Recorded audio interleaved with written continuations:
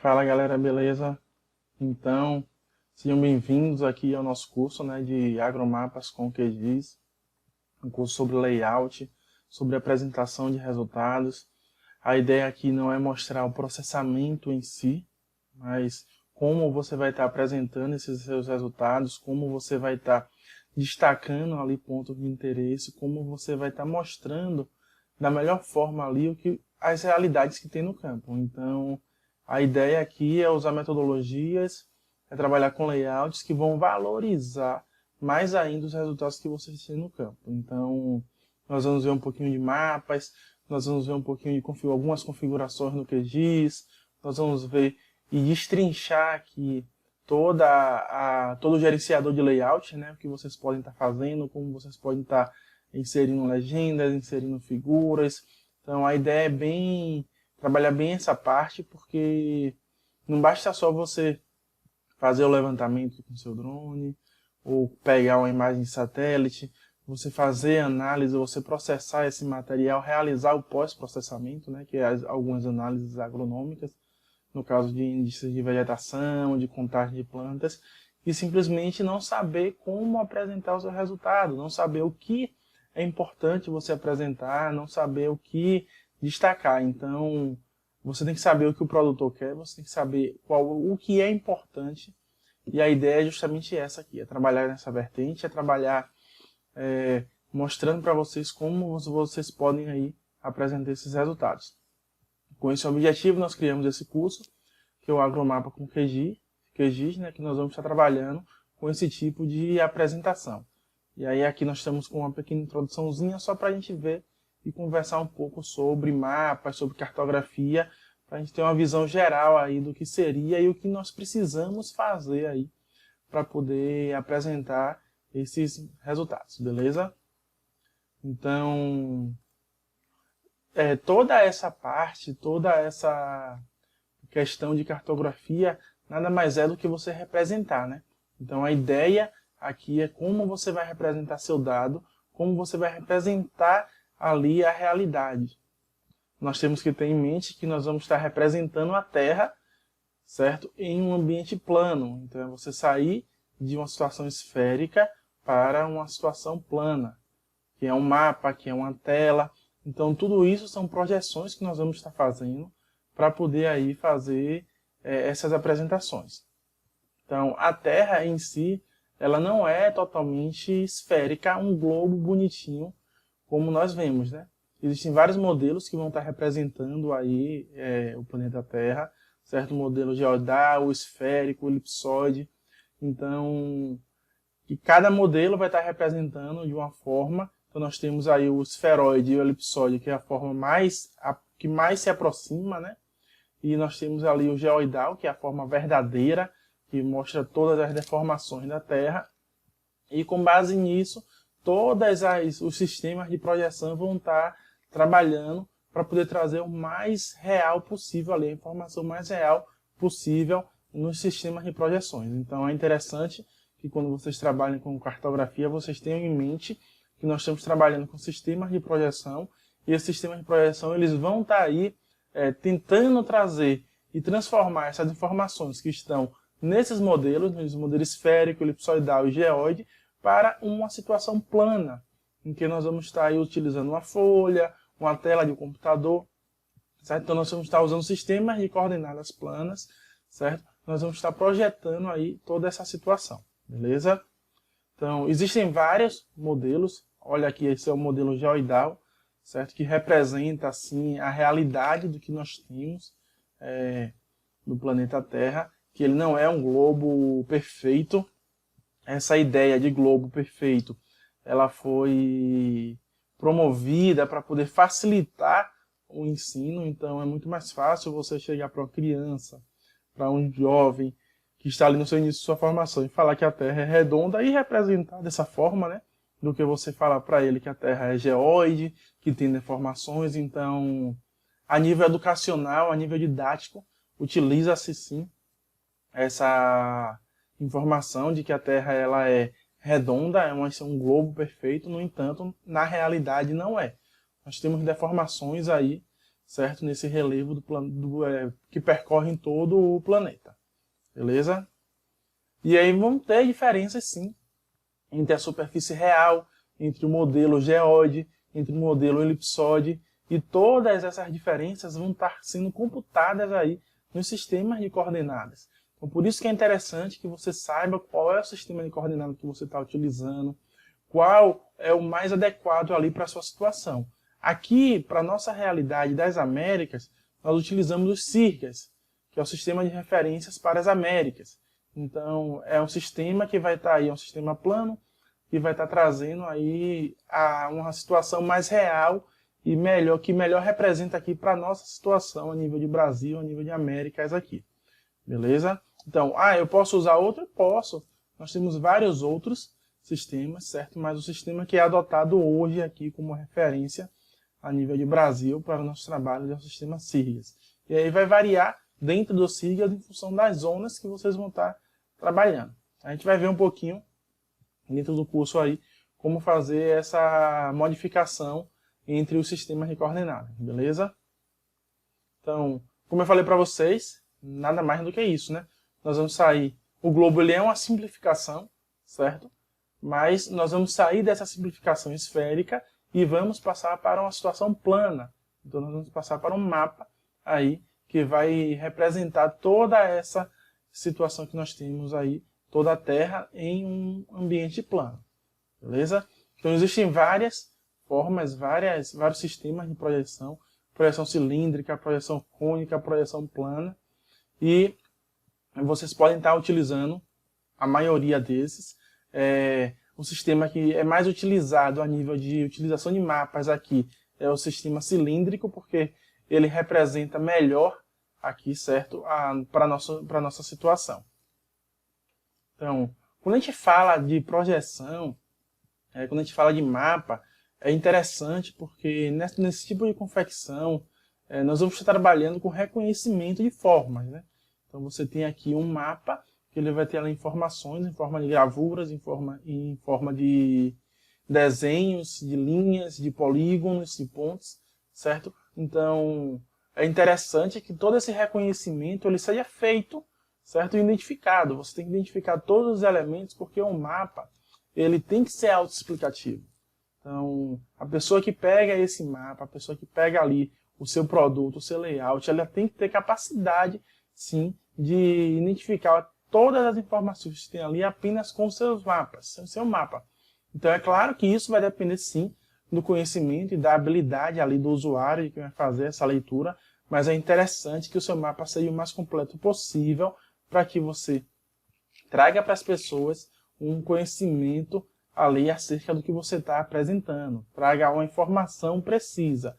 Se você apresenta uma informação de forma errada, de forma equivocada, a interpretação também vai ser equivocada e, consequentemente, a tomada de decisão também será equivocada. Então, isso pode trazer prejuízos ali para quem vai estar utilizando o seu mapa aí para a tomada de decisão. Então, é interessante que você apresente da melhor forma possível aí o seu mapa.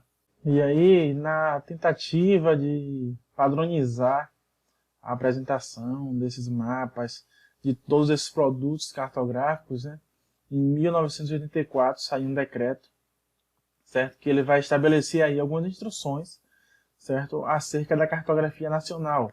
Ele traz consigo alguns artigos que vão definir aí o que é necessário você colocar ali de informação em qualquer produto cartográfico. Então, se você for preparar algum material para poder apresentar algum órgão público, alguma instituição, repartição, dentro do território nacional, você precisa, sim, que ele esteja atendendo a essa normativa, certo? E são coisas simples e necessárias para se fazer, para você garantir que as pessoas que peguem, que vejam o seu mapa, eles consigam fazer uma interpretação correta ali da situação. Beleza? E aí eu passei aqui para vocês, certo? Nós temos aqui os elementos que são obrigatórios vocês estarem apresentando. Então, o primeiro elemento é acerca da folha, né? A folha ela deve ser identificada. Então, você tem que estar identificando na folha o que é essa folha, identificando com o título que você vai estar, do que você vai estar fazendo. Então, se é uma planta planimétrica, você tem que estar colocando um título nessa folha. Se é uma planta de índice de vegetação, você tem que estar colocando também. Então, você vai ter que identificar tudo isso ali na sua folha.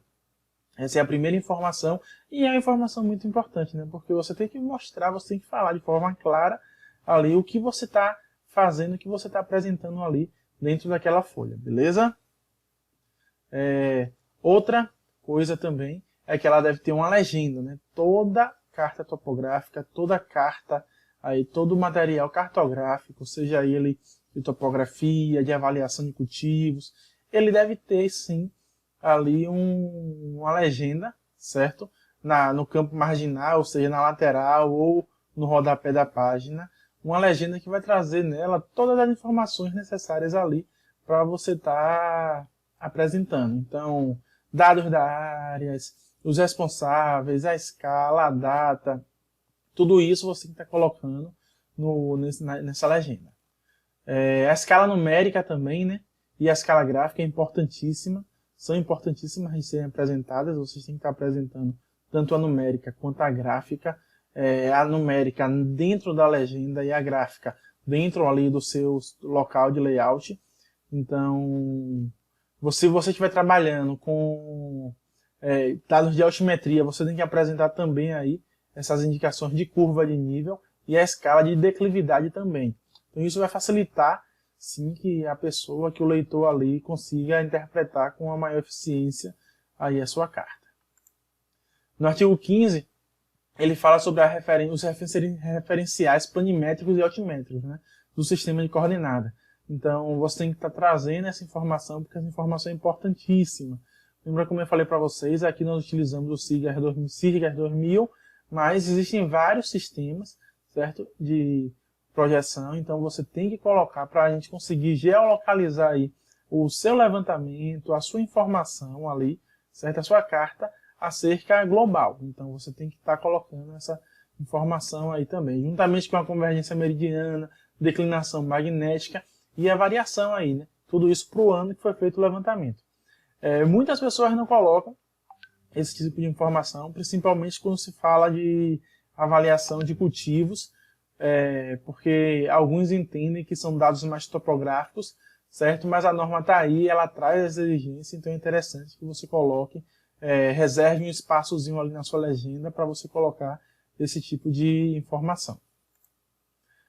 Quando se fala de relevo, certo? No artigo 16 ele já traz aí que qualquer dado de relevo ele deve ser apresentado por curvas de nível ou rachuras, ou até mesmo pontos cotados, certo? Em que a gente tem que mostrar a diferença das curvas e tem que trazer também na legenda ou em alguma região ali do seu mapa, certo? Algum item, certo? Que venha facilitar a identificação. Então, no caso aqui, nesse caso a gente colocou aqui na legenda uma escala ali em degradê, para poder facilitar a interpretação ali onde você tem a maior cota e a menor cota, e no desenho nós colocamos ali, plotamos as curvas de nível com os valores de altitude, com os respectivos valores de altitude. Então isso é interessante para você facilitar ao máximo aí a interpretação do dado. E deve-se colocar também a quadriculação quilométrica ou sexagemal, certo? Então, ou uma ou outra ou ambas, apresentando as coordenadas, isso também é a título de locação, de situação, para você conseguir localizar aí o seu levantamento numa projeção global, numa projeção geral, então você consegue fazer a alocação aí do local que você está avaliando. Isso tem que ter, certo, nos 4 cantos, no mínimo nos 4 cantos da folha, certo, do seu mapa, mas existem vários sistemas, nós vamos ver algumas formas de projetar, certo? Nos cantos e ao redor da folha, que fica bem interessante, bem legal aí, para poder fazer essa aplicação. Quando você trabalha com muitos mapas, certo? É interessante que você faça um sistema de articulação, se sua área for muito grande, não der para ser apresentada em uma única folha, em um único layout, então você vai ter que fazer um esquema de articulação adjacente aí, mostrando a localização de cada espaço que você vai estar apresentando. No mínimo, se você está apresentando um lugar um local em que você não tem essas folhas aí, você não vai necessitar de folhas adjacentes, é interessante que você coloque aí uma gravura do estado, da cidade, do país, representando aonde está ali a sua localidade. Então você trazendo aí uma informação geral ali de onde está sendo localizado o seu levantamento. Isso é interessante sim, porque você consegue aí geoespacializar ele em relação ao território nacional, ao território estadual ali que você vai estar trabalhando. Então isso é bastante interessante e elucida muitas informações aqui para quem vai estar fazendo a interpretação desses seus resultados. Nós temos que citar, certo, o ano de edição e o ano ali de tomada das fotografias. Então é interessante que você, como nós estamos trabalhando com drones, insira a data do voo, o horário do voo e a aeronave aqui para a nossa situação de drone, certo? A norma não pede aeronave, até mesmo porque ela é uma norma geral.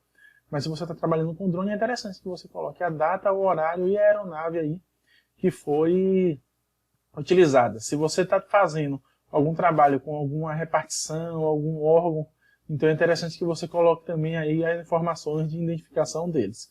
No nosso caso aqui não tem, né? Então é no mínimo a data, a hora e a aeronave aí que você fez esse levantamento. É interessante e deve-se colocar aí o sistema de medida que você está utilizando, certo? Então no caso aqui nós colocamos um metro, porque nós estamos utilizando aí o sistema de coordenadas, o sistema de... porque nós estamos utilizando aí a unidade em metro para poder fazer as nossas medidas, né? De acordo com o Sistema Internacional de Unidades. Então é interessante que você coloque essa informação na legenda. Mesmo tendo as escalas, mesmo tendo a informação das coordenadas, você deve sim estar informando qual a unidade que você vai estar trabalhando aí dentro de todo esse material. A termos de normativa, pessoal, é basicamente isso que se tem, certo? Essas informações é o mínimo necessário aí para você estar inserindo nos seus mapas, para vocês estarem colocando e apresentando os resultados com eficiência. Eu sempre gosto de falar que esse é o mínimo. Então vocês podem estar colocando muito mais informações, nós vamos ver algumas informações a mais aqui, certo? Que vocês podem estar colocando para poder melhorar a apresentação, garantir uma boa interpretação. Então se eu vou estar trabalhando com um exemplo, análise de contagem de plantas, tem algumas informações específicas que devem ser colocadas. Se eu vou estar trabalhando com aplicação de índices de vegetação, vocês podem sim estar destacando outras informações. Então a normativa, ela traz um panorama geral, ali um mínimo necessário, certo? Mas vocês podem estar acrescentando muito mais coisas aí para dentro desse mínimo, certo? Para que você tenha uma apresentação boa, certo? E uma interpretação muito eficiente dos seus resultados. E o pulo do gato nada mais é do que você trabalhar com esses três, nesse pilar, certo? Com a padronização, a simetria e o preciosismo. Você tendo uma padronização do que você está apresentando, você trabalhando de forma simétrica, certo? E com preciosismo na apresentação dos seus dados, você vai conseguir sim apresentar um dado de qualidade, vai conseguir apresentar um resultado de excelência. Então, mentalizem essas três palavras, certo? E nós vamos estar trabalhando aqui sempre com esse tripé, padronização, simetria e preciosismo, para poder conseguir aí apresentar e garantir uma boa interpretação dos nossos resultados, beleza? E aí eu trouxe para vocês aqui alguns exemplos, certo, de mapas que nós já fizemos aqui. Esse é o mapa de locação, né? Então aqui é só para mostrar para vocês como se faz, um pequeno exemplo, nós vamos fazer ele na prática, certo? O que nós precisamos ter, então aqui nós temos a informação da área, nós temos informações aqui de onde está localizado dentro do município, e nós temos informação aqui de onde o município está localizado em relação ao estado, em relação ao país. Então, apresentando a projeção geográfica, apresentando as escalas, apresentando as unidades. Então, isso é muito interessante para você garantir aí que você tenha o mínimo de informação necessário para que a pessoa pegue esse mapa, veja a propriedade e saiba localizar, saiba ali onde ela está inserida dentro do país. Beleza? Aqui já é uma análise agronômica já, né, em que foi avaliada aí a matologia, ou seja, a incidência de mato e plantas daninhas, ali, plantas espontâneas na nossa área. Então essa é uma área de cultivo de manga, e aí onde foram feitos destaques ali, que está marcado em vermelho, de áreas que tinham maior quantidade de plantas daninhas ali nas entrelinhas.